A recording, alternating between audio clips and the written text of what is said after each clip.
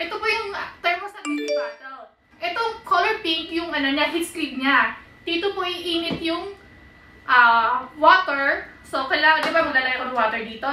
So, papasokin ko siya dito. Tapos, kailangan ko ng power bank or saksakan.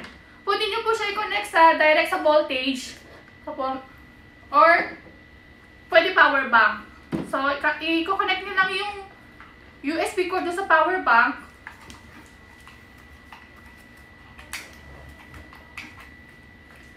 Tapos, pagpa-power on na, nakikita nyo po to, pero medyo madilim siya, pero nagbi-blinking yung color niya dito. Yan. Itong part, pag naka-turn na yung power bank, kaya nakasaksak, nagbi-blinking yung color niya. So, ngayon, naka-red pa siya, ibig sabihin hindi pa siya ready. Malamig pa yung tubig. Mamaya, kapag okay, ready na yung tubig, magiging green siya, ibig sabihin warm water na siya. Hindi siya mag-overheat. Hanggang warm lang po siya. So, ang maganda din sa thermostat na to, yan, di ba? Po. Magkaiba sila ng, pareho naman silang PPSU na material. Pero kasi kung mapapansin nyo, ito, parang pag ano yung texture ng baby bottle, may parang may pagka-plastic. Ito hindi ko masabing plastic siya eh. Kasi parang may pagka-glass effect. Tapos yung linaw ng bottle niya compare dito, mas malinaw po itong thermostat kaysa sa DNC baby bottle. Pero pareho silang BPA free na baby bottle. So ito po, baby thermostat po ito. Ang maganda, very recommended po siya sa mga first time mom. Kasi kapag pag first time mom sa madaling araw, minsan sobrang puyat, sobrang nakakaantok magtimpla ng baby bottle. So ito po, kaysa naman, di ba po, yung regular, yung classic. Maglalagay ka ng may containers, tataktakin nyo. So, bubuks, di ba? Antok na antok ka na, di ba? Tapos, gatas. Nakaredy na nga yung gatas. Tapos, tataktakin mo. Sa first time, ma'am, sa experience ko, sobrang nakakaantok, ang hirap gumalaw at tumayo kapag sobrang antok na antok ka at bagong gising ka pa. Tapos, lalo na kung first time ma'am ka na hindi ka sanay magpuyat. So, may tendency na matapon mo yung milk, mano ka ng hot water, o kaya naman mapasobra yung mixture mo ng tubig. Pwede maging super hot, tapos mapapasa si baby. So, ito po sa baby thermostat, bago kayo matulog, pwede nyo na i-prepare yung gatas. So, pag na-prepare nyo na yung gatas, meron po siyang parang stopper sa gitna. Yan. Yan. Ito yung stopper dito sa gitna. So, pag kunyari sa madaling araw, tutulog na po si baby, di ba? Tapos ipapasok niyo yung thermostat baby bottle doon sa heater ng thermostat. So siguro pag madaling araw ready na magdede si baby, color green na siya, hindi po siya mag-overheat. Wala pong problem doon. So kunyari, naka-color green na po siya, tapos si baby, sa experience ko po, as first time mom, madaling araw, nag-iyak-iyak na si baby, parang matataranta ka na, diba? So, sobrang taranta mo, nagmamadali ka na din magtipla ng gatas. So, ito, napaisin na ni thermostat ang problema na ito. So, kunyari, nakaredy na yung milk powder, tapos may water na po dito.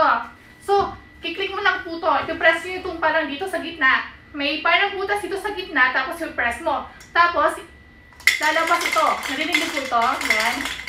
Lalabas po yan. Tapos, babagsak siya, kasama babagsak dito yung gatas. Tapos, i-shake nyo na. Yan. Ang maganda po dito sa thermostat baby bottle, pag meron po kayong gitong milk container, pwede po itong stackable. So, para mas mapadali yung pag-prepare ng milk, pwede kayo mag-prepare in advance. Yan. Stackable po siya. Tatanggal po yan. Tapos, kunyari, gusto to, di ba? Pwede nyo po tanggalin to.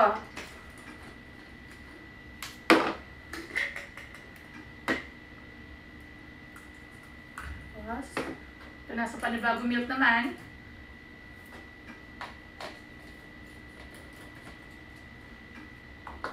Tapos, lagay ka ng water.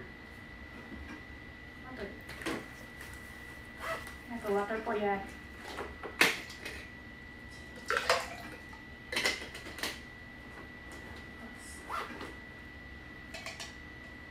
po, yan.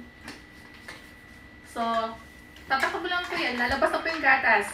I-shake mo lang yan. Ganun lang po kabilis magtimpla ng gatas. Less than 1 minute ang pag-prepare kayo ng gatas kay baby. So, may choices po kayo. Kung pwede nyo padedein si baby na nakaganito, or kung gusto nyo tanggalin nyo po ito,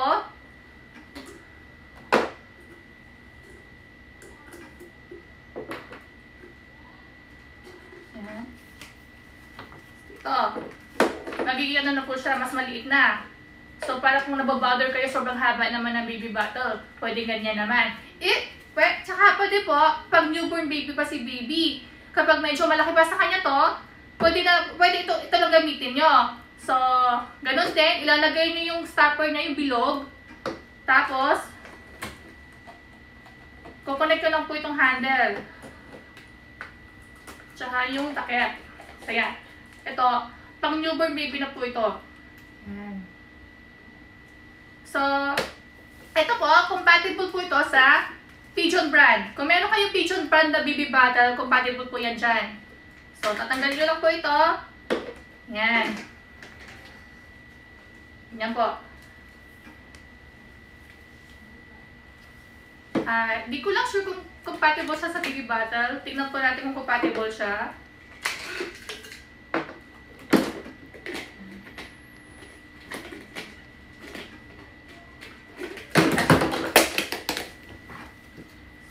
Yan. Tapos, hindi po siya compatible kasi magkaiba ng thread doon sa bote ng DNC baby bottle sa thermostat.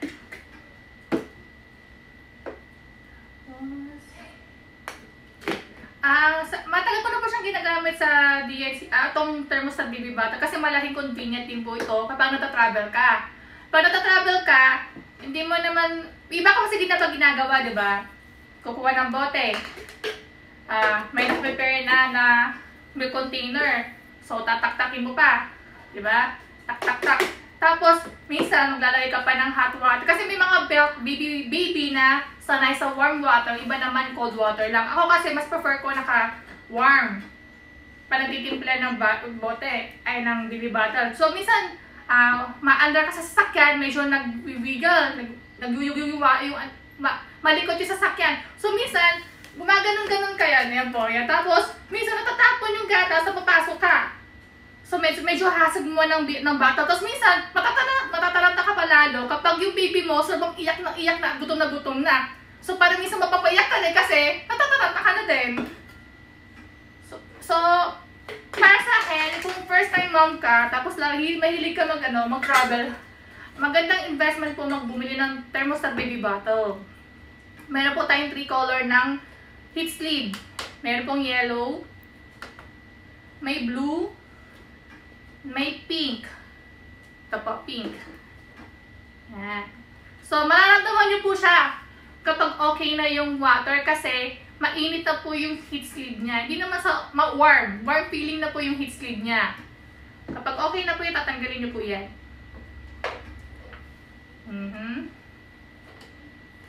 So, anong sabi sa live? Ako yan, tinry ko. Tinry ko kung mapasok yung comment. Okay. Ito po, sa box ng thermostat, yan, ito po yung box niya. Ang kasama niya accessories, yung bote na ito buong bote. Tapos, kasama niya yung charger adapter. Di po kasama yung portable charger. Tapos, wala po siyang kasamang adapter. Kailangan nyo po bumili ng separate adapter para do sa charger ng thermostat. Tapos, meron po siyang kasamang manual. Yan. English po yung manual niya. Yan. Tapos, meron pa sa likod. Nandito yung full instruction niya. Ano yung pwede mo magawa sa thermostat baby bottle. Meron din siyang instruction dito, anong pwede mong gawing combination. Tapos po, di ba sabi ko po, kanina, pwede mo yung itong nasa taas, pwede mo maging milk container. Meron siyang kasamang takip na. So, tatakpan mo lang siya dito. Dalawa na po yan. Isang nasa taas, isang nasa baba.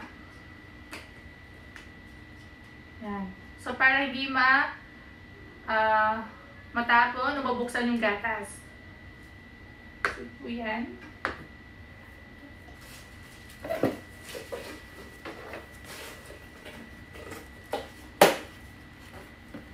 So, next naman po tayo sa DNC diaper bag.